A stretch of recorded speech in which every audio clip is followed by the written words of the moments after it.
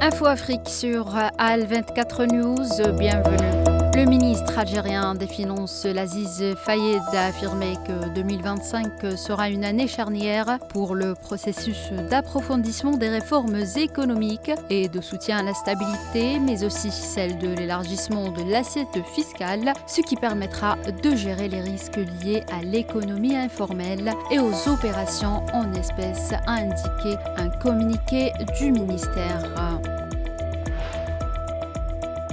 La 4e édition du Forum social sahraoui de solidarité se tient depuis vendredi au camp de réfugiés sahraouis d'Aousserd. Dans une allocution prononcée lors des travaux, le Premier ministre sahraoui Bouchraïa Moudi Bayoun a affirmé que la participation de la délégation de jeunes Algériens au Forum social sahraoui de solidarité reflète la position constante de la nation et du peuple algérien et que l'Algérie a toujours soutenu la lutte du peuple sahraoui, soulignant que la position historique de l'Algérie à l'égard de la cause sahraoui ne sera jamais oubliée.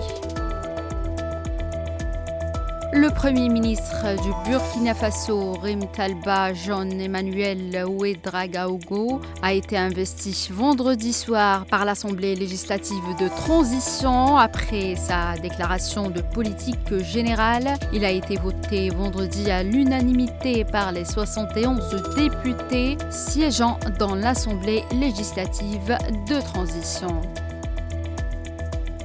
Le président élu du Mozambique, Daniel Chapo, a appelé vendredi à la non-violence et à l'unité du pays d'Afrique australe soumis depuis lundi à des émeutes urbaines dévastatrices, assurant dans un communiqué qu'après son investiture mi-janvier, il serait le président de tous.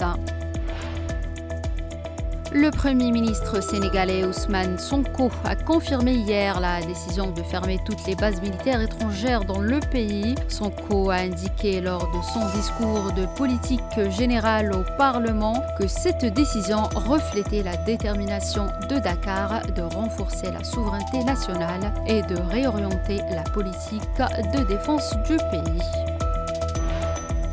Les forces de sécurité et de défense béninoises ont neutralisé 3 terroristes présumés et saisi d'importants matériels de guerre dans la nuit du jeudi à vendredi dans le nord-est du Bénin, ont rapporté des médias locaux. C'est la fin de cette édition africaine. Merci de l'avoir suivi.